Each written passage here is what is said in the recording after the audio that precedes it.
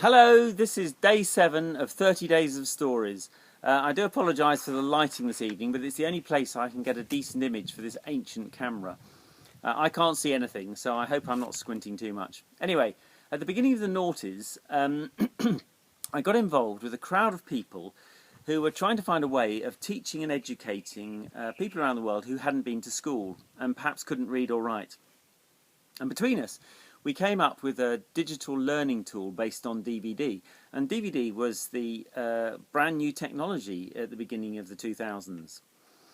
Now, to promote this project, we created a digital classroom based on a 20-foot shipping container. And this was kitted out with 8 DVDs and TVs.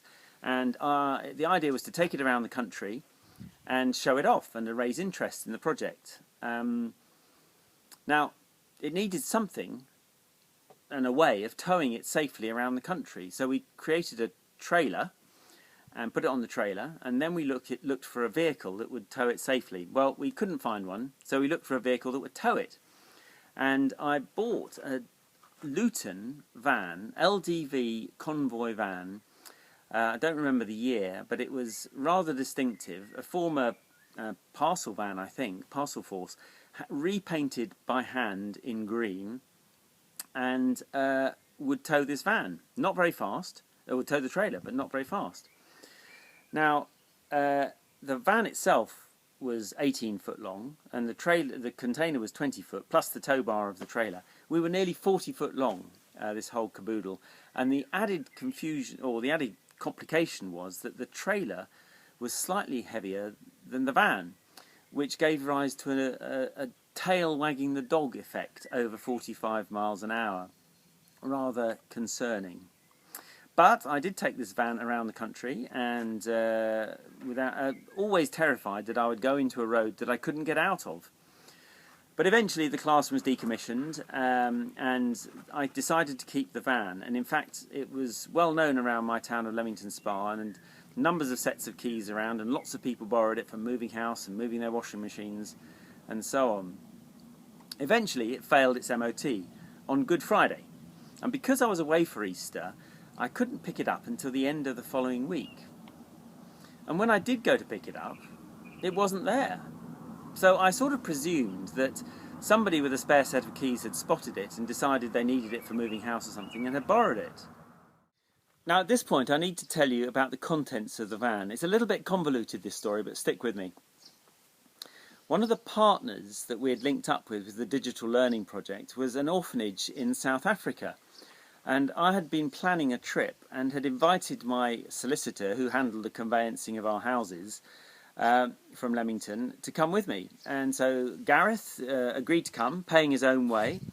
And we were planning the trip and decided to ask the orphanage what they wanted so that we could take it with us in our luggage. And the usual list arrived with things like pencils and pens and exercise books. And also on the list was included larger size women's bras. Now this was a bit of a surprise, but we came to learn it was a very important request. It's not a donation that orphanages get, and yet if a young woman is not wearing a bra in South Africa, they're more vulnerable to attack and assault. So it's a really important thing. But where to get women's bras for that purpose? Well, in one of the more you couldn't make it up if you tried aspects of this story, Gareth lived in a Cotswold village right alongside somebody called Sarah Tremellan.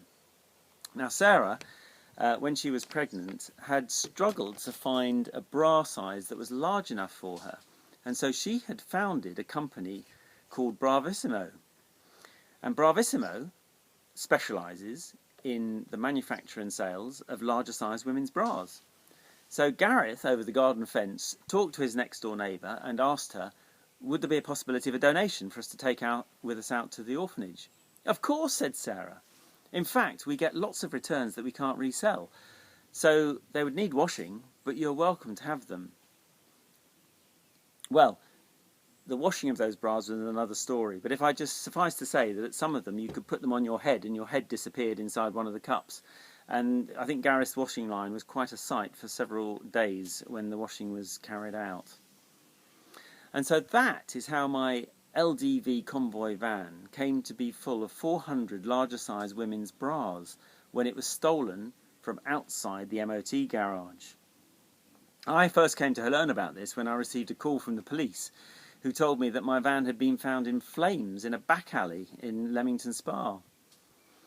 And the story has a happy ending, though, really, because the insurance company sent a private detective to interview me. He came and he said he was a former copper, and he told me his job is to find out whether I was telling the truth about the fire and the theft. Well, he obviously decided that I was, because the insurance paid out £800 for what was effectively a scrap van. It had failed its MOT, it was ancient, and so that was more than I would have got if I'd sold it. And I'd already decided that really all I was doing was subsidising other people's washing machine moving anyway. And it saved me the costs of having to pay for the MOT repair. And Sarah Tremellon, of course, donated more bras, and we were able to take a box of 400 when we travelled, which is another whole story. That's it for tonight. One more about cars, and that's tomorrow.